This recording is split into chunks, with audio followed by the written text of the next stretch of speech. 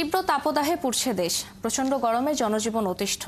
গতকাল শুক্রবার চুয়াডাঙ্গায় চলতি বছরের সর্বোচ্চ 41.2 ডিগ্রি সেলসিয়াস তাপমাত্রা রেকর্ড হয়েছে। এই বিষয়ে আরো জানাতে আমাদের সাথে চুয়াডাঙ্গা থেকে যুক্ত হচ্ছেন সহকর্মী এম এ মামুন।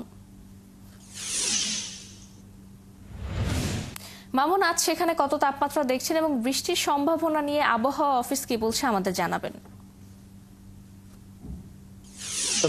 অব্যাহত রয়েছে, যেটা স্বাভাবিক তাপমাত্রা থেকে তীব্র তাপমাত্রা বয়ে যাচ্ছে চুয়াডাঙ্গার উপর দিয়ে। আর বৃষ্টির যে সম্ভাবনা, এই ধরনের কথা আবহাওয়া দপ্তর এখনো বলতে পারছে না। তবে আরো মৃদু এবং তীব্র তাপদাহ দুইটা হতে পারে বলে এরকম ঢাকার যে আবহাওয়া দপ্তর, সেই দপ্তরের উদ্ধৃতি দিয়ে তারা জানিয়েছেন চুয়াডাঙ্গা আবহাওয়া দপ্তর।